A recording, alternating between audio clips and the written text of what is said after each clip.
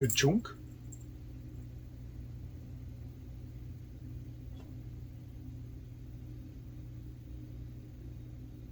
Oh. Bloop. You bored yet? Ready to run your gun? It's time for blast off. Let's go.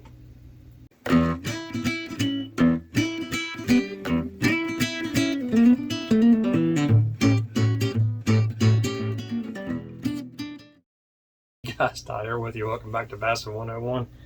I didn't mean to be so dramatic. Today we're talking about the Hula Popper. The Arbogast Hula Popper. Me personally, I like the biggest one. And the only thing I do with it is I put long shank hooks. It already comes with them. That's fine.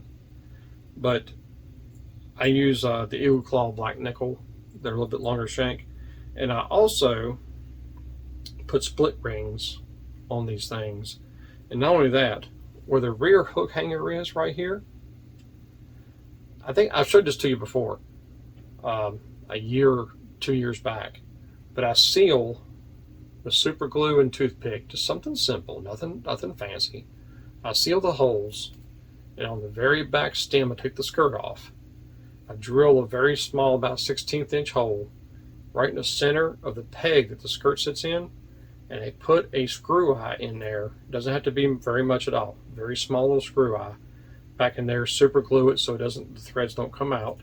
Split ring and a hook, so that it gives me less chance that these hooks are going to hook together. But it gives me, let me get it where my beard can show you. The bottom hook sits where it is. The rear hook is actually hidden in the skirt. And most of your hits will come on that skirt. I'll explain to you why. A lot of guys, when they fish these hula poppers, they're like boom, boom, boom, boom, boom, boom, boom, fishing them back, fishing them back. You know what I learned about hula poppers? Believe it or not, I learned from backlashes. Professional overruns, whatever you want to call them. But to me, the trick to working a hula popper is you don't. Let the hula popper do it. I know it sounds weird, but that's the whole reason you got this rubber skirt back here. The point to the rubber skirt is it's constantly moving in the water. It's not like hackle that spreads open. It's just constantly moving in the water. So as this thing is bopping along, whether it's windy is even better. Windy is a really good condition for this, but even if it's sitting in the water, even if it's still, that rubber skirt is just kind of slowly doing this. So I put the hook there because a lot of times they grab the skirt. But one thing that really opened my eyes was years ago at the pond I used to fish all the time as my testing tank. I threw this out there, got a backlash. I picked the backlash out. It was over a grass bed. Like there's a bunch of hydrilla in that pond, and it came maybe 2 to 3 feet from the surface. And it's just floating out in the middle of the pond. I picked up my backlash, and I happened to realize that my line was getting tighter and tighter and tighter. That bass picked that thing up, and I never heard him hit. Why? He was hooked back here. So rather than having the belly hook in the back, I move it the very back and put it in the skirt. That's a little bit of work. To you guys that don't modify lures, that might be a little bit too much work. But to you guys that are diehard hula popper guys, that's actually a really good modification right there. And tied directly to the head. Don't use a split ring, anything like that. Tie directly to the head. Because what you want to do when this thing hits the water, put your rod tip down, get you a drink. Eat you a sandwich. Light a cigarette if you got them. Doesn't matter. Let it sit for about a minute. Because that bass is watching that. All you have to do is just go, not much movement at all. Just a slight little boop. That thing will sit there and still float in one area. The average retrieve that I have on a hula popper might be a couple of minutes. Because once I'm out of the target zone, I reel it back and throw it back in there again. Because the longer this is an agitator lure to me. For a popper, this is an agitator because when it sits there, it's just making them mad. But to sit there and constantly work that thing is the wrong way to work a hula popper. Now, if you do that and you catch fish, then by all means, don't stop. But 90% of the time, the way to catch these things, or the way to catch bass on these things, is to not move it. Just let it go bloop in the water and stop. Let it sit there for 10, 20 seconds. Pop it again. You don't overwork this thing. You let the rubber skirt do the work.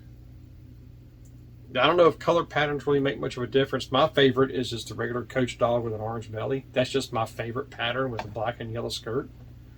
But you can change this to a black and white skirt or a black and orange skirt, whatever you want to do. But that to me is my favorite color. Now, I've caught good bass off of black. Another favorite color of mine is fire tiger. That's a real good color. But really, that's all you need as far as these are concerned. And you want, I would say, no less than 14-pound test.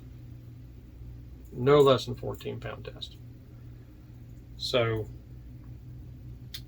and the only reason I'm saying that is because you got these hooks everywhere. You don't want the line to get curled up and this thing get fouled around the line or whatever. But a lot of times you're throwing this around cover.